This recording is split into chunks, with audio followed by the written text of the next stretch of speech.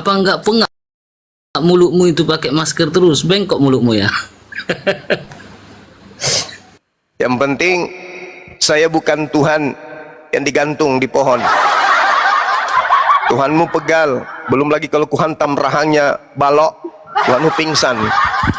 Rupa-rupa karunia itulah sebagai pembedaan, sehingga kalau kamu baca di dalam 1 Korintus 12 itu ada yang ambil bagian jadi tangan, ada jadi mata, ada jadi kaki, tapi itu akan satu di dalam roh. Jadi Ngarang kalau bebas. berbeda Katolik Protestan dengan Katolik dengan Protestan, itu karena perbedaan fungsi kerjanya sama, seperti ada bagian mata, ada bagian tangan, ada bagian kaki. Itu Asumsi. maksud dari 1 Korintus 12. 1 Korintus 1:10, tetapi aku menasihatkan kamu saudara-saudara demi nama Tuhan kita Yesus Kristus, supaya kamu seia sekata dan jangan ada perpecahan di antara kamu, tetapi sebaliknya supaya kamu erat bersatu dan sehati sepikiran.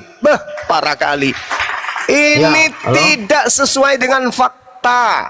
Kristen Di dalam satu 1 sama Korintus, lain Bang itu Puma. saling membenci satu sama lain. Di dalam Berbeda 1 dengan Korintus. Al-Quran, ketika roh kebenaran, yaitu baginda Rasul Muhammad SAW, didatangi oleh Roh Kudus, yaitu malaikat Jibril, mereka kemudian satu padu mengajarkan tentang Al-Quran, hukum-hukum Tuhan, dan itu yang menjadi patokan kami. Wa qulil haqqu min rabbikum, kebenaran itu sudah didatangkan oleh Allah kepada kalian. Halo? Siapa yang mau beriman silakan taat kepada Quran, siapa yang tidak mau beriman silakan ingkar kepada Quran. Itu baru betul sesuai dengan Yohanes 16. Dalam Jadi 1 yang datang, dalam 1 Sabar. Korintus Ya, bagaimana 12, sunnah? Sunni dengan Syiah gimana?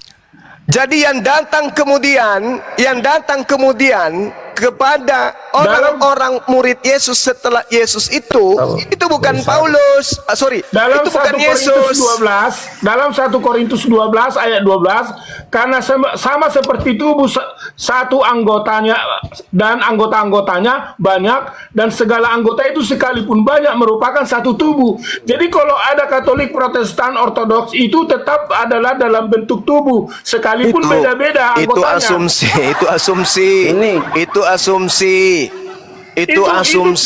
Itu karena asumsi kamu kaji Anda. dalam 1 Itu Korintus asumsi Anda. 12. Sekarang menurut Cuma, Yesus bagaimana yang dengan Syiah? datang, Sunni dengan Syiah cuma sekarang begini, ketika saudara berkata seperti yang Anda katakan tadi, pertanyaan saya kemudian, benarkah Yesus menubuatkan akan datangnya Yesus palsu? Benar atau tidak?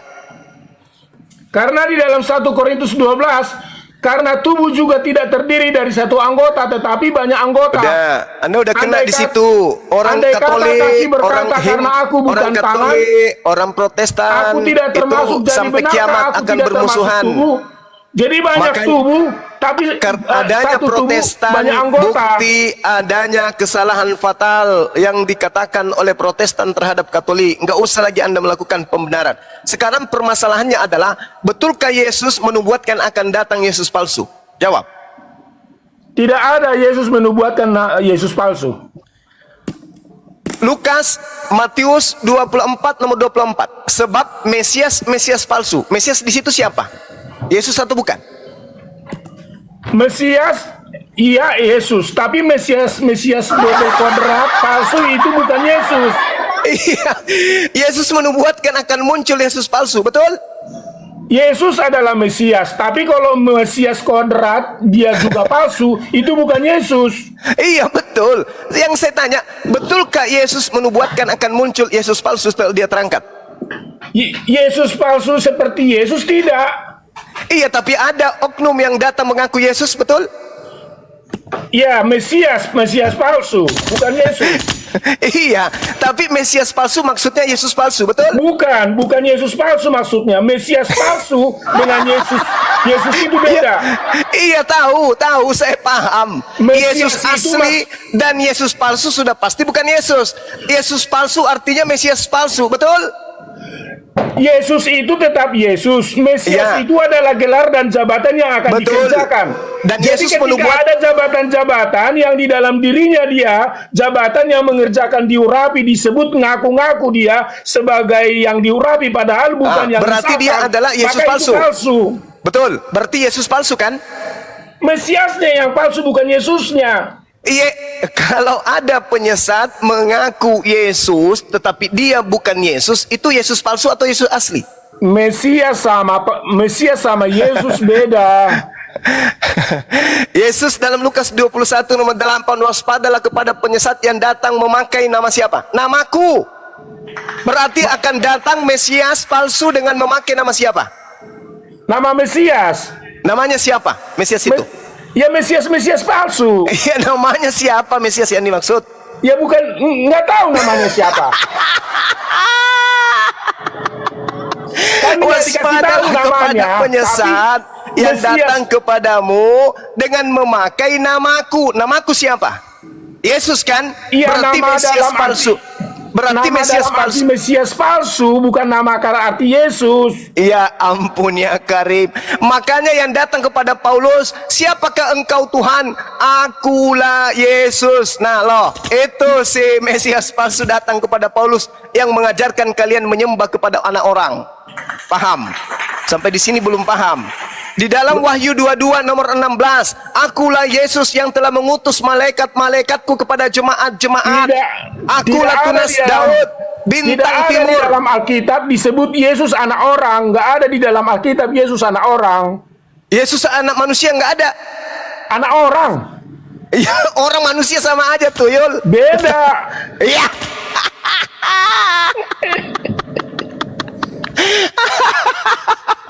Anak manusia Dengan itu anak benar, orang beda. tapi anak orang tidak. Iya. Onisin apa dan saya nitip tertapa numpan tertawa di sini, banyak lucu-lucu. Jadi saudaraku ya, saudara-saudara Kristen, Yesus yang asli berpesan kepada muridnya yang asli, waspadalah kepada penyesat yang datang kepadamu memakai namaku dan mengatakan akulah dia. Berarti penyesat itu datang dengan mengatakan nama Yesus, akulah Yesus. Itu yang terjadi kepada Paulus, itu yang terjadi kepada penulis kitab Wahyu. Akulah Yesus. Maka setelah itu datang, Paulus membabi buta mengajarkan tentang ketuhanan anak orang, anak manusia bernama Tetapi Yesus itu. sebelumnya kan Paulus kan sudah menganiaya murid-murid Yesus. Justru itu Anda baca Matius 12 bang. Baca Matius 12 bahwa orang yang tadinya mengaku bertaubat akan kemasukan 8 roh jahat yang lebih jahat lagi ketika dia menuju ke Damsyik. Iya, kenapa kamu bilang bahwa yang datang kepada Paulus itu adalah bukan Yesus? Padahal Paulus kan pada awalnya dia sudah menganiaya pengikut-pengikut Yesus. Oke, baik. Saya baca dalilnya. Matius 12 nomor 43 sampai 45. Apabila roh jahat keluar dari orang tersebut, ia pun mengembara, roh jahatnya mengembara ke tempat-tempat yang tandus mencari pemberhentian, tetapi ia tidak mendapatkan. Lalu roh jahat itu berkata, aku akan kembali kepada rumah yang telah kutinggalkan itu. Maka pergilah roh jahat itu dan mendapati rumah itu kosong, bersih, tersapu dan rapi teratur. Lalu roh jahat itu keluar dari orang tersebut dan mengajak 7 roh lain yang lebih jahat daripadanya dan berdiam di dalam orang tersebut. Maka akhirnya keadaan orang itu lebih buruk dari keadaannya semula. Demikian juga akan berlaku atas angkat Bang Zuma, ini demikian, ada. Waalaikumsalam warahmatullahi wabarakatuh. Ada Demikian tamu juga yang akan naik. terjadi atas angkatan jahat ini. Gimana Bang? Abang ini setuju atau tidak? Kamu bisa Ini orang paham ini nggak kata DPO rumah? bang, DPO ini bang. Kata, Jadi dinaikkan atau saya tendang Bang? Silakan Ya Bang. tendang. Orang DPO Kita ini. tendang ya, Ya. saya tendang ya. Kita menghina pemerintah kalau kita debat sama DPO. Ya lanjut. Matius 12 jelas Paulus bertobat, tapi setelah bertobat dia berjalan ke Damsyik. Yesus mengatakan di dalam Matius 24, waspadalah. Jadi apabila ada orang berkata Yesus ada di padang gurun, Yesus ada di dalam bilik, jangan kau percaya, sebab Yesus palsu dan nabi-nabi palsu akan datang dan mereka melakukan mujizat sekiranya mungkin menyesatkan banyak orang. Paulus menuju ke Damsyik. Ketika di jalan menuju ke Damsyik, di padang gurun, dia bertemu dengan makhluk yang ngaku Yesus. Padahal Yesus mengatakan, waspadalah. Apabila ada orang berkata ada Yesus di padang gurun, jangan kau pergi ke sana. Atau dia berkata ada Yesus dalam bilik. Ingat bilik di situ dalam bahasa Yunani apa? Taimeong. Taimeong artinya adalah kamar rahasia atau penjara.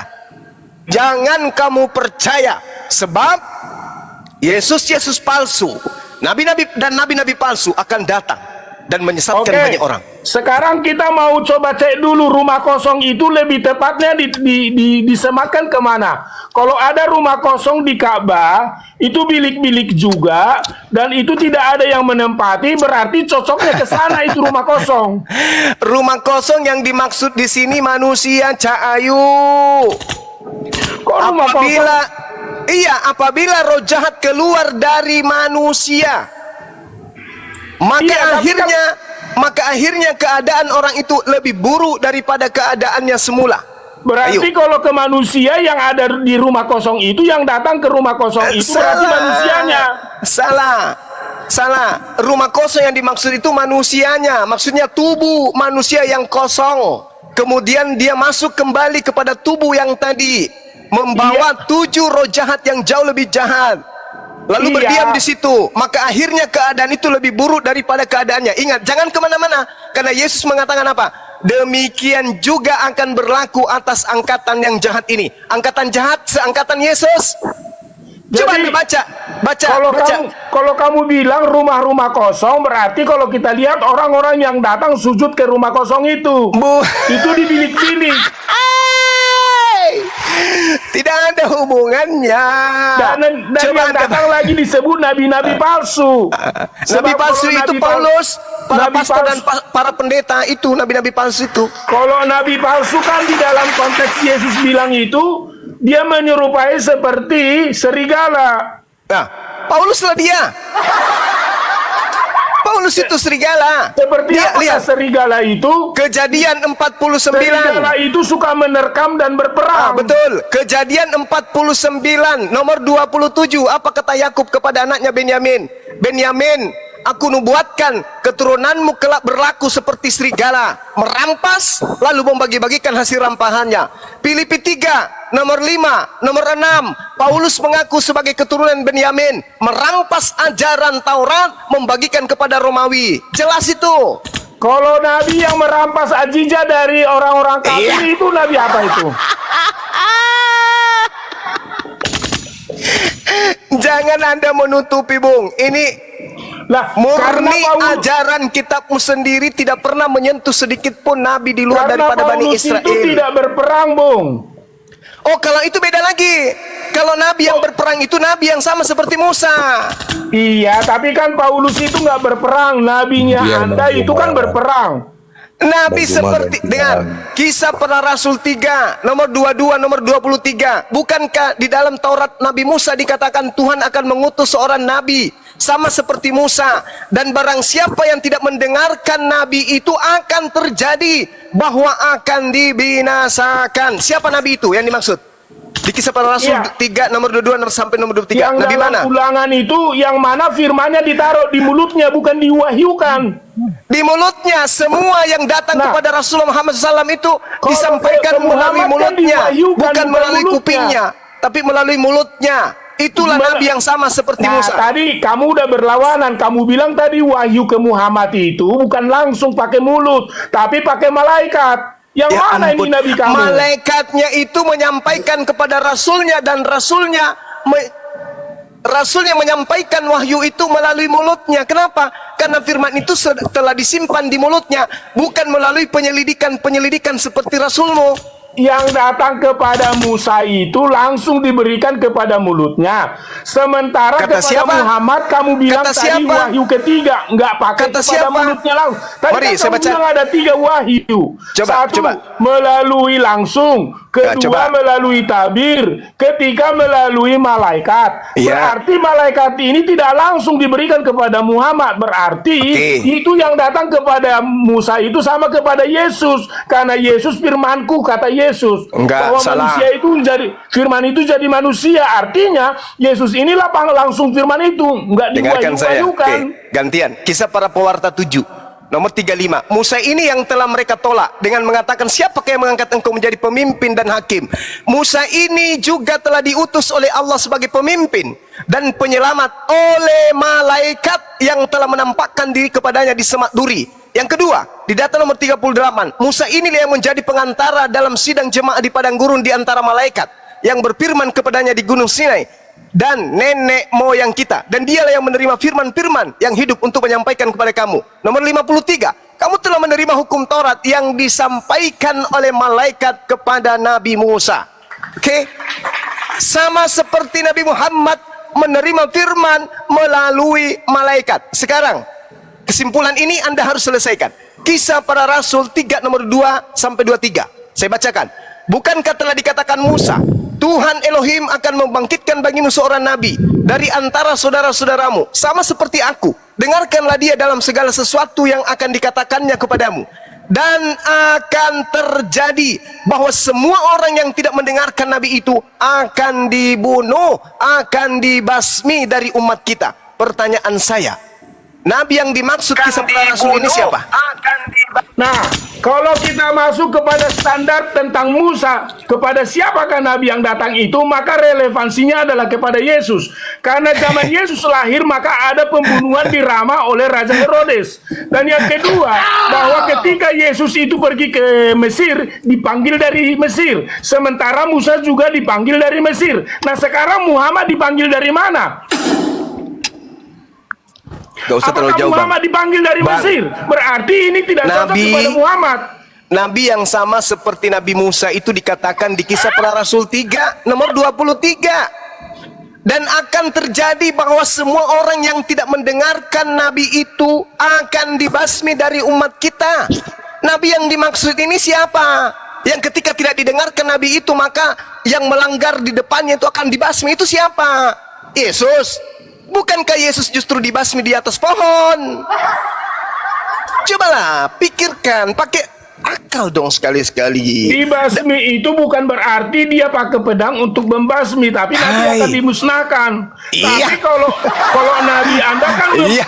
membasmi orang kafir jikalau tidak menerima ajarannya, berarti Anda berbeda. jangan bertakia, nggak bagus. Di depan jemaat masih sempat-sempatnya bertakia. Di data nomor 23 di Kisah Para Rasul, dalam bahasa Yunaninya, basmi exolotereo artinya apa? Mematikan. Siapa yang tidak mendengarkan nabi itu akan dimatikan. Nah, sekarang ketika Yesus tidak didengarkan oleh Yahudi, siapa yang dimatikan? Yesus atau Yahudi? Iya, tapi kalau standarnya adalah Musa, maka Musa dipanggil dari air, dipanggil dari Mesir, dipanggil untuk menyampaikan firman Tuhan langsung ke Gunung Sinai. Nah, kalau Yesus juga sama, dia lahir, pembunuhan juga terjadi. Karena kenapa?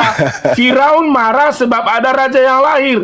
Yesus pergi ke Mesir, lalu dipanggil dia dari Mesir. Nah, Itu di dalam sekarang Muhammad itu dipanggil dari mana? Sebagai ciri-ciri penerima firman Tuhan. Dan tadi Anda kan sudah bilang bahwa penerimaan firman kepada Muhammad itu bukan secara langsung kepada mulutnya, tetapi melalui wahyu, melalui Jibril. Artinya firman yang diberikan kepada Nabi Anda itu tidak konsisten seperti yang datang kepada Musa. Oke, sekarang pertanyaannya, ketika Yesus datang, kalau dia ini adalah Yesus yang dimaksud Nabi tersebut, ketika Yesus datang di tengah-tengah kaumnya, Yesus yang dibunuh atau Yesus yang membunuh? Jawab.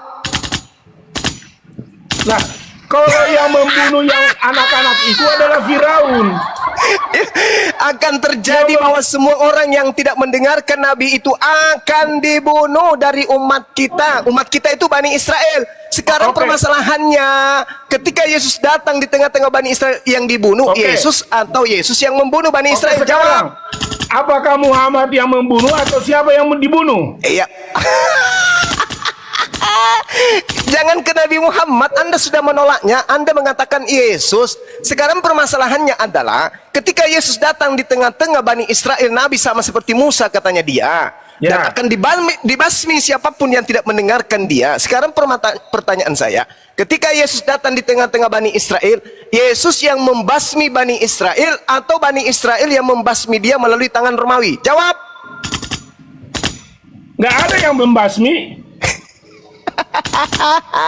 Karena Yesus udah. waktu Bang Raka silakan diambil alih Bang Raka. Wak- Bang Raka. waktu Waktu saya Yesus sudah mau asar Bang ditangkap, Raka. Yesus Fan. juga melarang muridnya untuk Silakan. melawan. Silakan Bang. Silakan Apaan? silakan Masya Allah. Agamanya apa, Makasih Arfan? Saudara Framing. Thank you. Arfan, dibuka mic-nya Arfan. Agamanya apa, bro? Selamat sore bang. Ya, sore. Silakan. Agamanya apa ini? Udah capek udah capek ya cuma ya, udah capek ya. Saya Arfan. poin kebenaran aja Bang. Kalau udah sampai poin kebenarannya, saya udah selesai. Ngapain lagi kita Iya, Bang. ngotot-ngototan? Silakan. Halo, tes. Ya, Arfan. Silakan, Arfan. Silakan. Selamat sore bang semua. Ya, silakan. Sore Bang, di sini udah Selamat mau sore, asar Bang Bang. Suma. Ya, sore. Bang Raka mungkin lanjut bentar, di sini mau asar. Silakan. Bisa sedikit, bisa Iya, sedikit silakan. saja bang semua. Bisa sedikit saja. Oke, Bang Suma. silakan, Sebentar silakan. aja. Apa Mungkin yang mau disampaikan? Silakan. Oke. Pertama-tama saya mau mengapresiasi sama Bang Suma ini. Luar biasa sangat, karena sangat menguasai ya pertanyaan yang dipersiapkan saat mau debat. Nah, gini Bang Suma, saya ada mau bertanya satu hal sama Bang Suma ini Iya, silakan. tentang Isra Miraj. Ya, tentang Nabi Iya. Muhammad berisra Miraj dari bumi menuju ke langit. Ya, yang Iya. saya mau pertanyakan di situ, apa betul ada dalilnya di dalam Al-Qur'an? Karena kalau menurut saya itu dalilnya di dalam Al-Qur'an. Karena kalau menurut saya itu mukjizat yang sangat luar biasa yang pernah dimiliki oleh Nabi Muhammad. Apakah betul ada dalilnya di dalam Al-Qur'an? Al-Quran surah Al-Isra. Bismillahirrahmanirrahim. Subhanalladzi asra bi 'abdihi lailan minal masjidil haram ilal masjidil aqsa. Ada Bang? Oke. Terus Nah, berarti itu pada saat dia berhijrah dari Masjidil Haram ke Masjidil Aqsa ya Bang. iya. Nah, berarti memang sangat luar biasa ya mukjizat yang dilakukan oleh Nabi Muhammad. Iya. Tapi ada satu hal yang mengganjal. Iya, apa itu, Ada Bang? satu hal yang mengganjal pada saat dia berisra Mi'raj itu. Siap. Karena gini loh Bang, setiap para nabi Iya. itu melakukan mukjizat itu, seperti Nabi Musa disaksikan ribuan kaumnya Bang, gitu loh. Iya. Begitupun Nabi Isa menghidupkan orang mati, memberi makanan kepada 5.000 orang itu disaksikan beribu-ribu orang. Dan yang saya rasa aneh di Nabi Muhammad saat dia melakukan mukjizat itu tidak ada yang menyaksikan Bang. Itu pernyataan dari mana? Dan siapa yang menguatkan pernyataan itu? Dan siapa yang menyaksikan Bang? Karena sesuatu yang tidak ada saksinya ya Bang, mana mungkin kita bisa terima dengan akal logika Bang, akal sehat begitu Bang. Kira-kira Bang semua bisa beri contoh ada saksinya Bang. Ya ini itu aja Bang yang saya mau tanyakan. Silakan Bang Iya. semua. Oke, baik. Jadi ketika Anda berbicara mengenai kesaksian, Isra Mi'raj itu justru menjadikan tonggak utama orang-orang menolak Nabi Muhammad sallallahu alaihi wasallam menerima Islam. Karena mereka kemudian berkata tidaklah mungkin apa yang dikatakan oleh beliau ini adalah dusta. Beliau tidak pernah ke Masjidil Aqsa. Kok tiba-tiba dia bisa menjelaskan sebelah sini, sebelah sini, sebelah sini. Inilah yang utama sehingga orang-orang yang tadinya menolaknya kemudian ketika dia Rasulullah menjelaskan secara detail apa yang dilihat di sana, membuat sejazirah Arab itu lebih yakin dan percaya kepada baginda Rasulullah Muhammad SAW. Mereka mengiyakan, andaikan saja mereka mengatakan itu adalah satu kebohongan, mereka tidak akan mungkin percaya kepada apa yang diceritakan tentang Isra Mi'rajnya beliau. Itu yang perlu saudara pahami. Kenapa? Karena yang disebut mujizat, tidak ada yang mustahil bagi Tuhan. Kalau mujizat, berarti tatanan para nabi. Ilmu yang Tuhan berikan, mujizat yang Tuhan berikan kepada para nabi. Itu yang pasti. Sehingga Isra Mi'raj itu adalah satu kebenaran. Karena Rasulullah menjelaskan kemudian ketika beliau mengatakan, aku melintasi rombongan unta Bani Fulan di Rauha.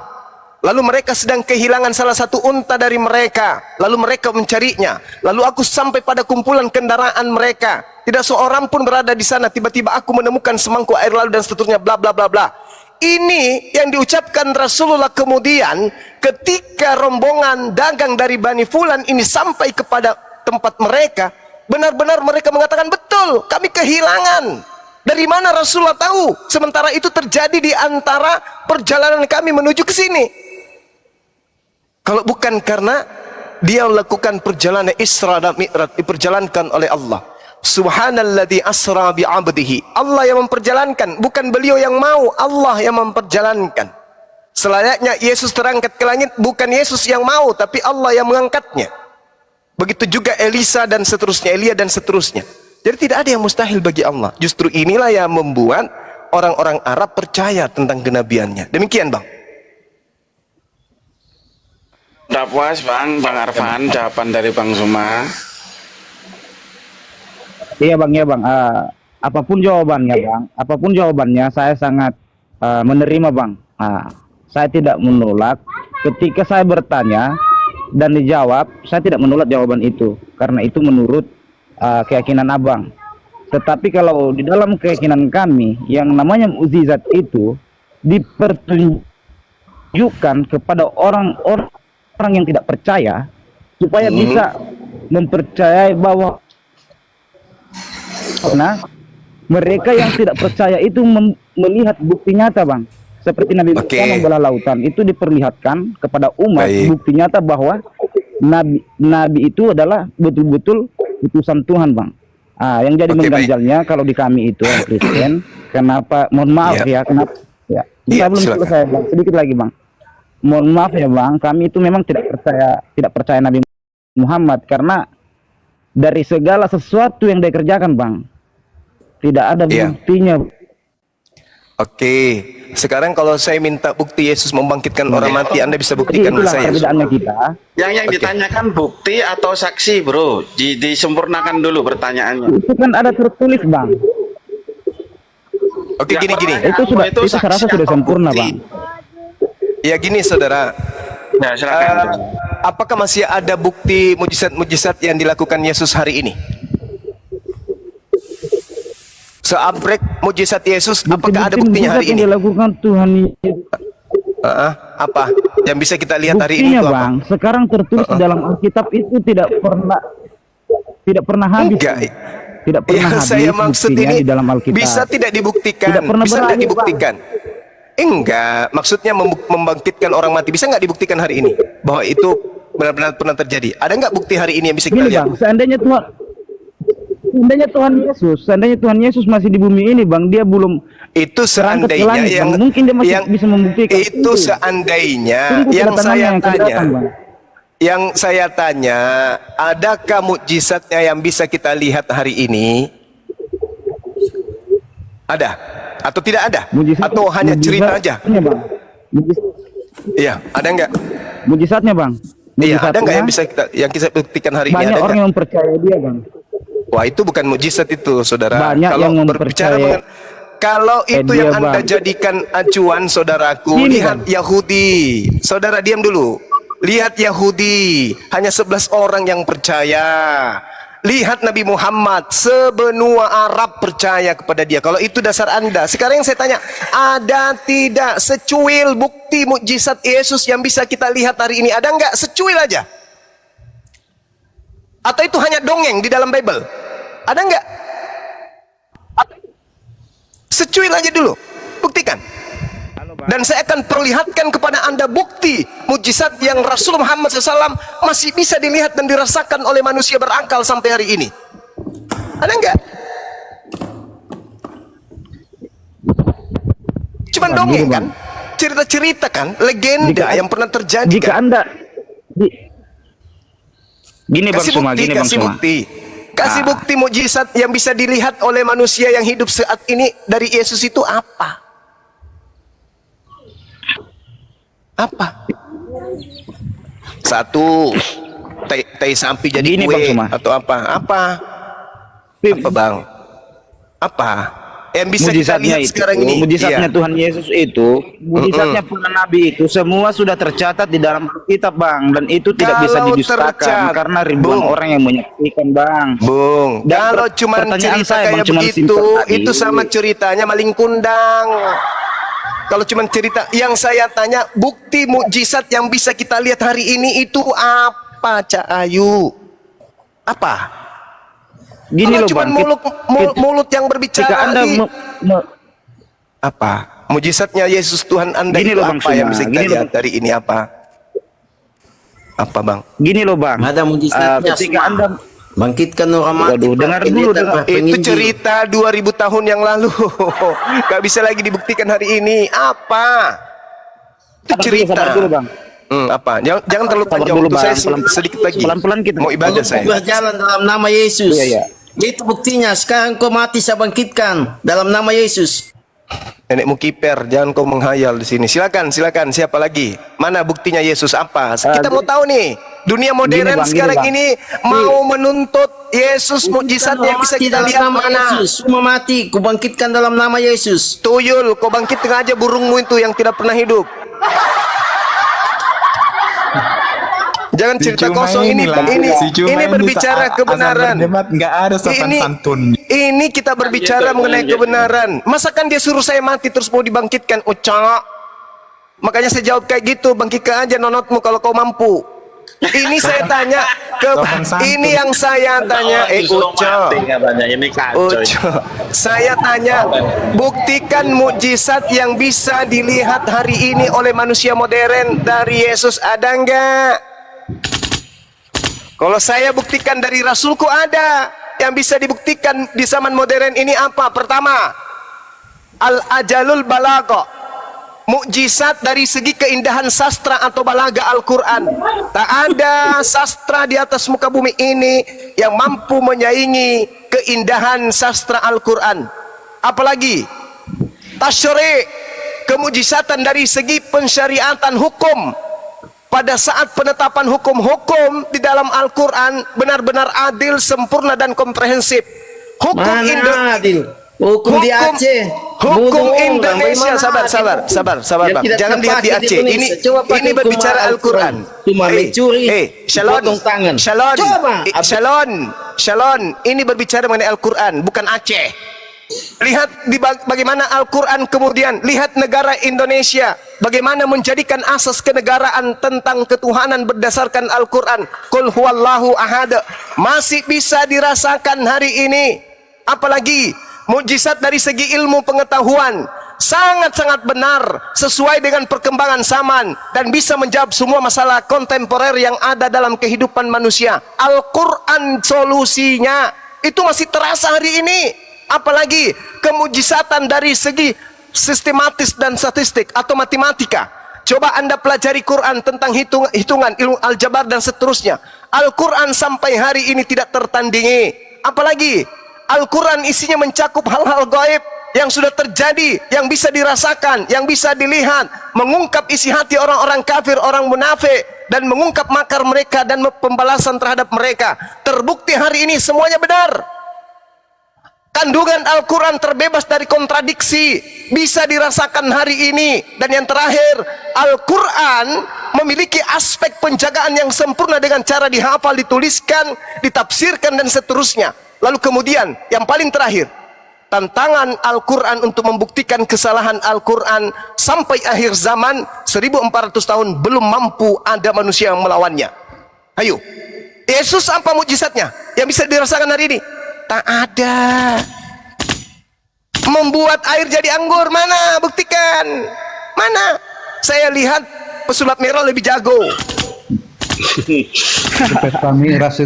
Gini loh, Bang, gini loh, Jadi, Bang. Ya, bentar, saya ya. simpulkan, saudara Bang Raka dan semua, saya titip. Saya pamit ibadah dulu ya, sahabatku semua, silakan dibimbing saudara-saudara kita. Tugas kita hanya memberikan peringatan, mereka menerima alhamdulillah, tidak menerima astagfirullah. Kita berlindung kepada Allah. Demikian. Assalamualaikum warahmatullahi wabarakatuh. Waalaikumsalam, Bang.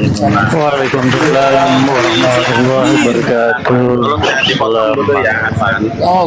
Selamat sore, Bang Suma. Oke. Iya, bentar, Arfan. Anda kan tadi mengatakan kalau Anda kan mengatakan kalau tidak ada saksi mata berarti itu cerita nggak benar. Ini kan omonganmu ya.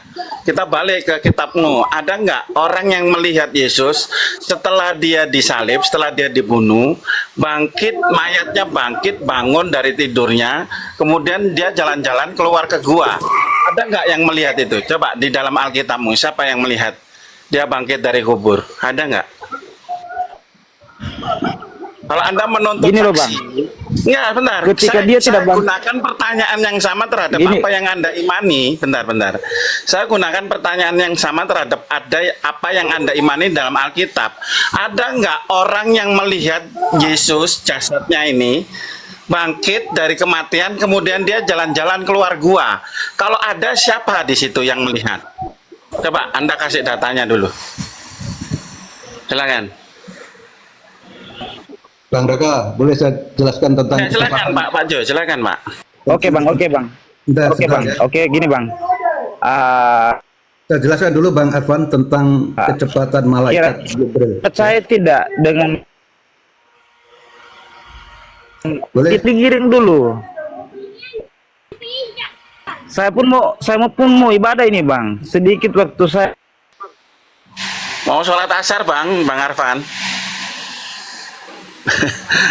Silakan Pak Ini, Jo. Bang Raka. Kayaknya mau sholat asar dia Arfan. Lagi nih. Bang Raka, Di sini sudah silakan, jam Pak Jo. 5. Saya mau ibadah juga bang. Bang Arfan, saya bentar komentar sebentar ya. Bentar, saya mau jelas. Saya Mau ke jelas- gereja bang. Ya udah, silakan lah.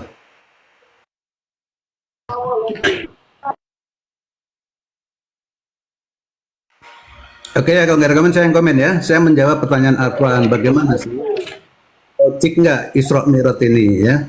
Saya membawakan beberapa catatan sesuai dengan yang ada di dalam Al-Quran tentang kecepatan malaikat Jibril ya. Kalau naik ke hadapan ke sisi Allah itu berapa kecepatannya? Ini sesuai dengan Quran surat Al-Ma'arij ayat 4 ya. Malaikat-malaikat dan Jibril naik menghadap kepada Tuhan dalam sehari yang kadarnya 50.000 tahun. Ingat ya, kadarnya dalam satu hari malaikat kalau dilakukan oleh manusia itu 50.000 tahun. Ini ingat ya, 50.000 tahun.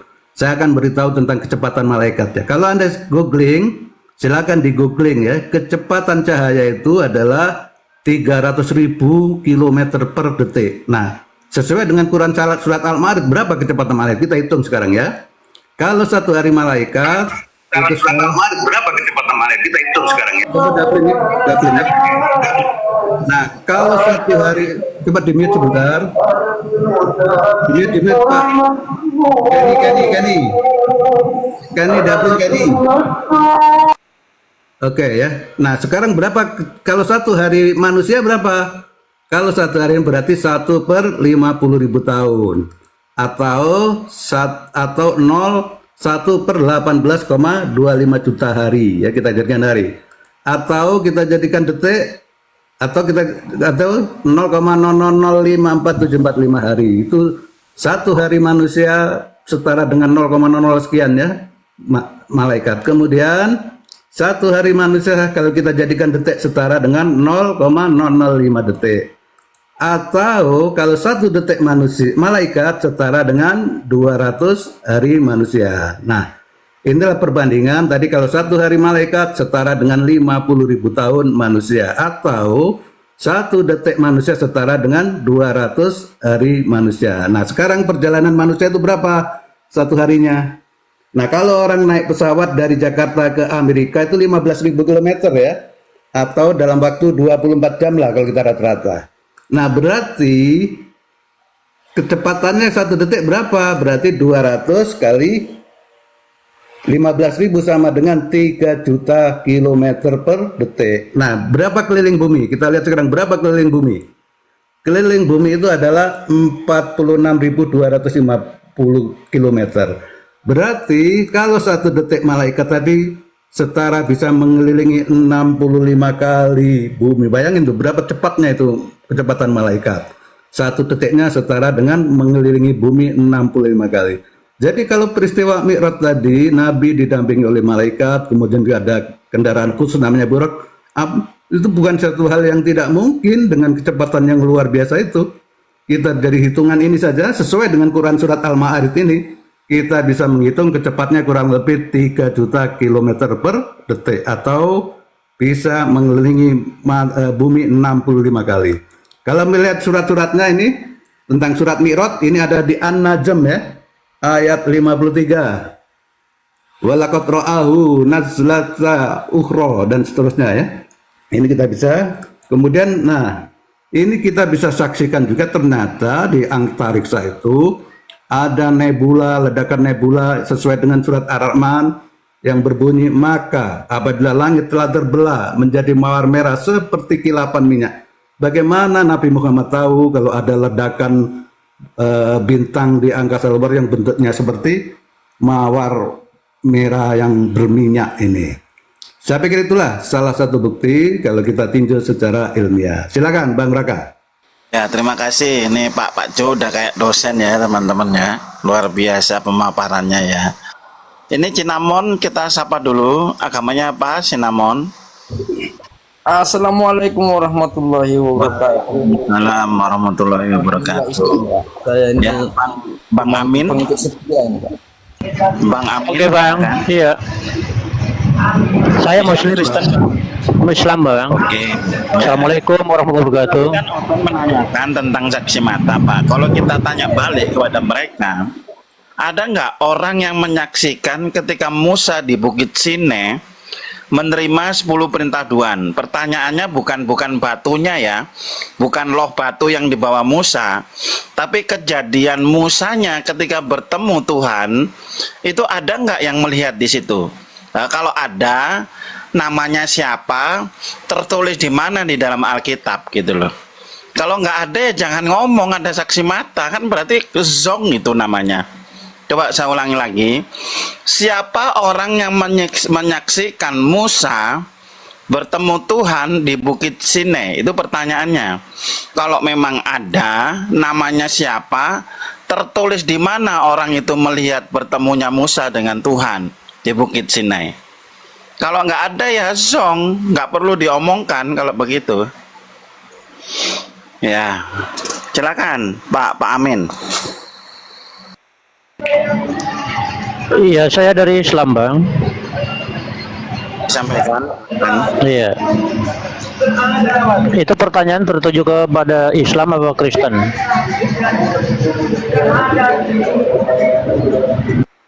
Pak, maka kan kita harus tanya balik gitu loh. Kalau yang menjadi dasar itu adalah saksi mata, ya kita tanya balik ke mereka. Mereka juga punya nggak saksi mata yang melihat mayatnya Yesus ya bangkit dari kubur kemudian jalan-jalan? Kalau memang ada, namanya siapa, tertulis di mana yang melihat Yesus bangkit dari kubur ya menjadi zombie ya di sini ya. Kalau memang ada yang melihat, namanya siapa yang nonton itu dan tertulis di mana. Kalau nggak ada jangan ngomong, sama juga bohong itu Pak. Zong namanya. Kalau ada yang bangkit dari kuburan, saya nggak mau menyaksikan Bang. Mendingan saya kabur, karena itu kan. Iya, gimana Pak? Oh, ada zombie Pak, ya kan? Iya. Entah hantu atau gondoruo, entah pocong, kuntilanak, kita kabur aja. Yang konyol itu yang seperti yang saya katakan bahwa mayat Tuhan itu hilang dicuri orang. Yohanes 20 ayat 13. Maria berkata, mayat Tuhanku hilang dicuri orang. Sampai sekarang ini saya bertanya pun nggak ada jawabannya loh. Yang nyolong mayat Tuhan itu siapa? Terus mayat Tuhannya ditaruh di mana? Yang nyolong mayat Tuhan ini udah ketangkap polisi apa belum? Karena kan terkena pasal pencurian mayat itu Pak. Kalau berani-beraninya nyolong mayat Tuhan di situ, ada pasalnya itu pencurian mayat. Nah itu berbahaya ini.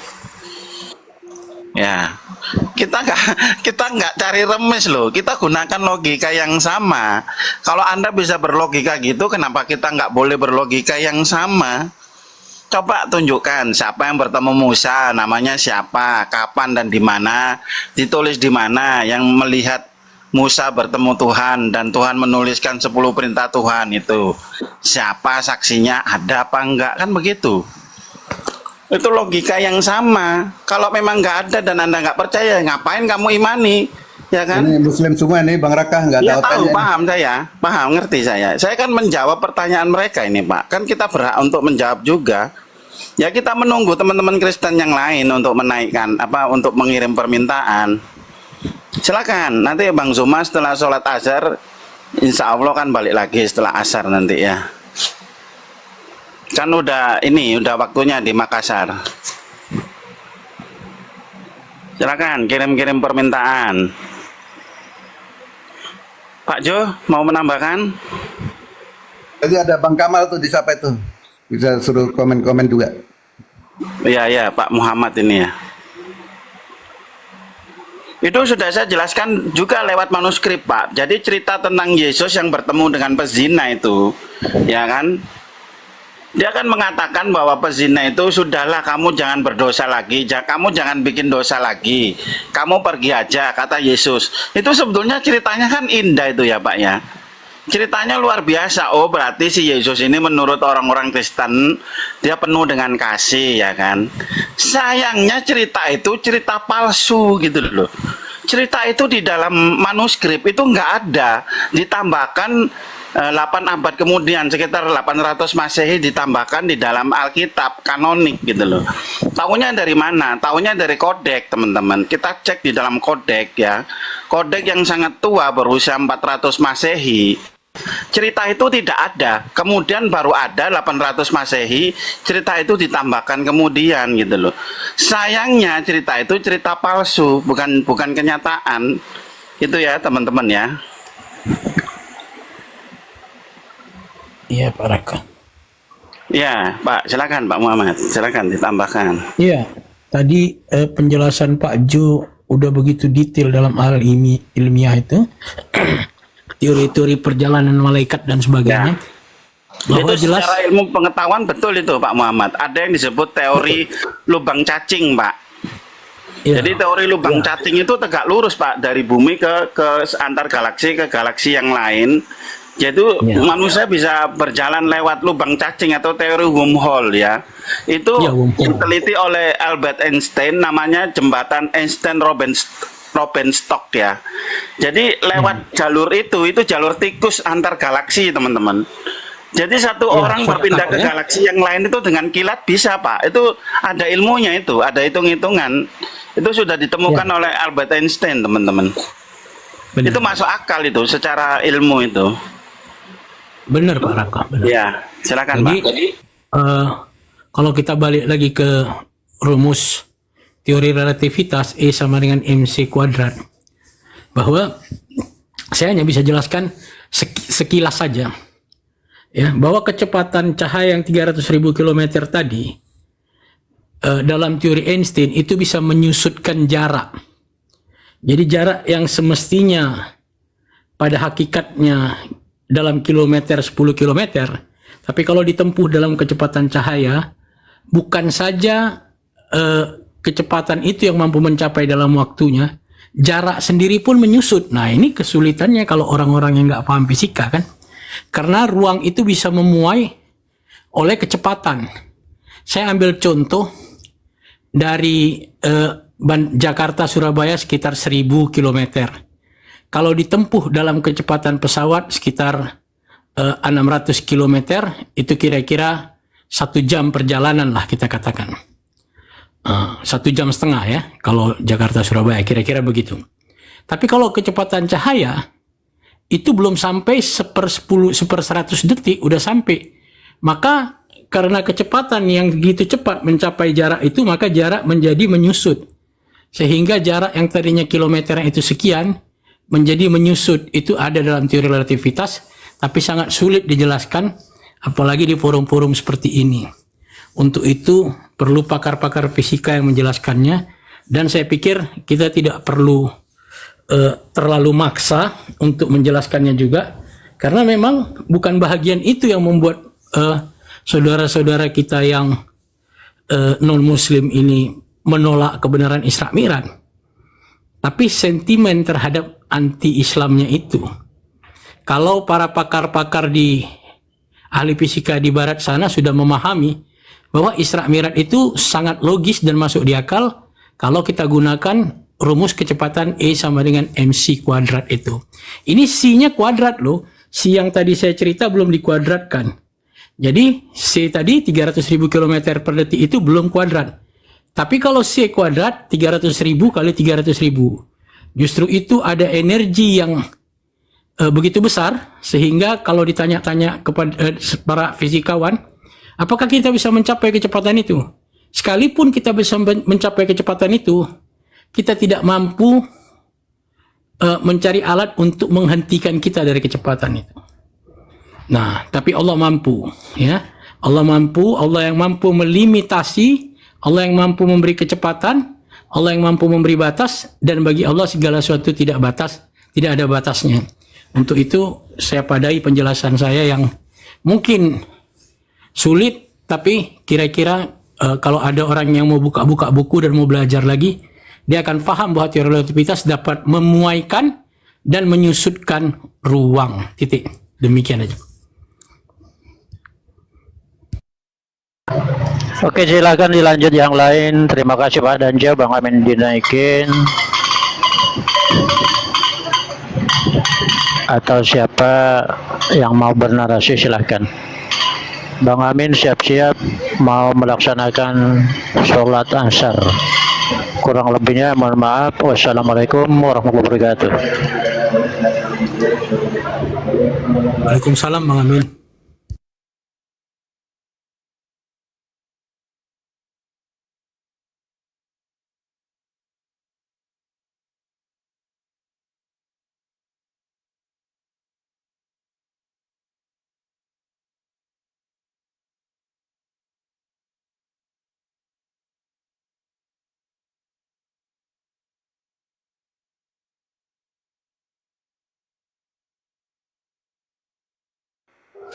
Tapi ini siapa? Bang Kamal ya.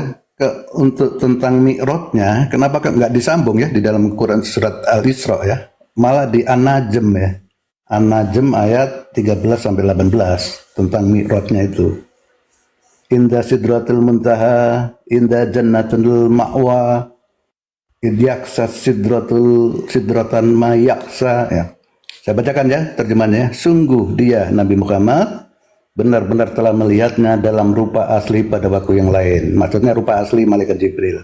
Yaitu ketika di Sidratul Muntaha, di dekatnya ada surga tempat tinggal.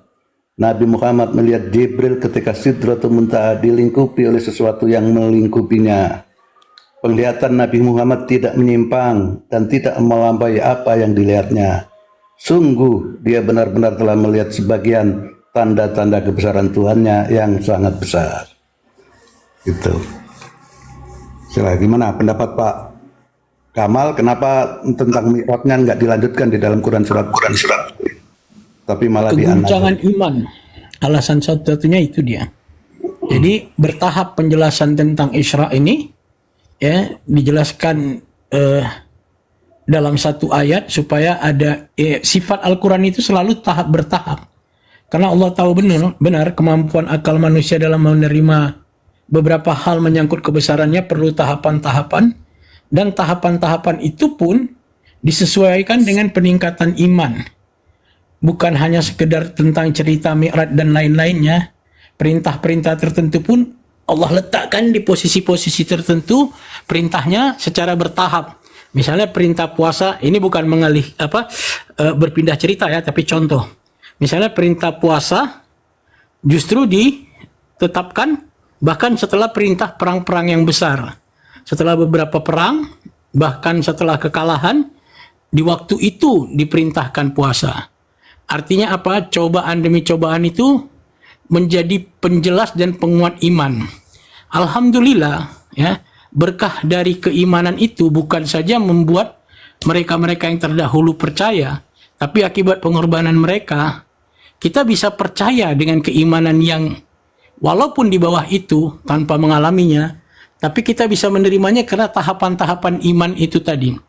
Ya, kelezatan iman itu kita dapat dari tahapan-tahapan informasinya, bukan dari dari kebesaran ceritanya.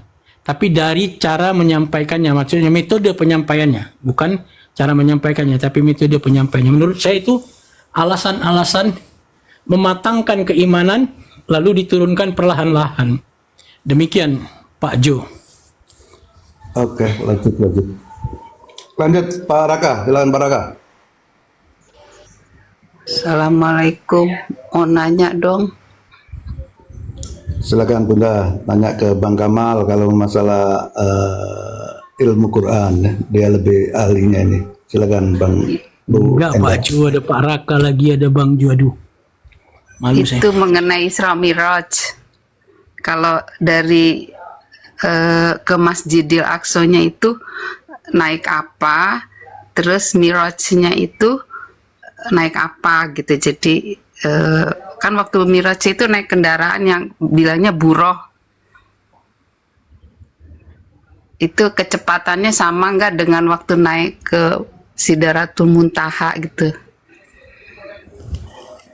Terus kenapa nggak langsung gitu, misalnya langsung ke langit, apakah mampir dulu ke Masjidil Aqsa-nya gitu, Pak? Makasih ya.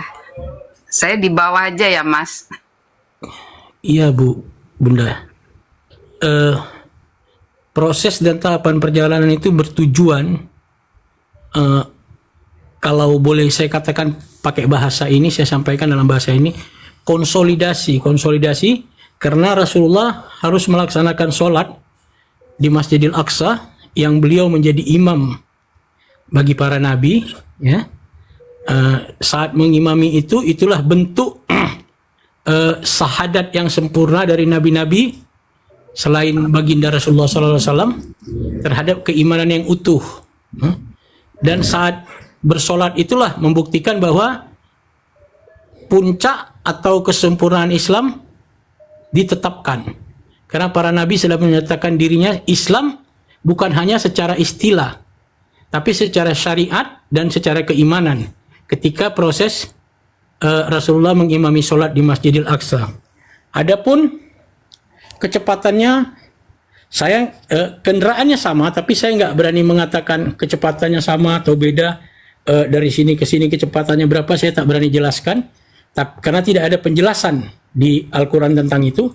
Tapi tentu saja untuk jarak yang cepat, yang dekat, tidak mungkin kecepatannya maksimum. Untuk jarak yang lebih jauh tentu kecepatannya maksimum.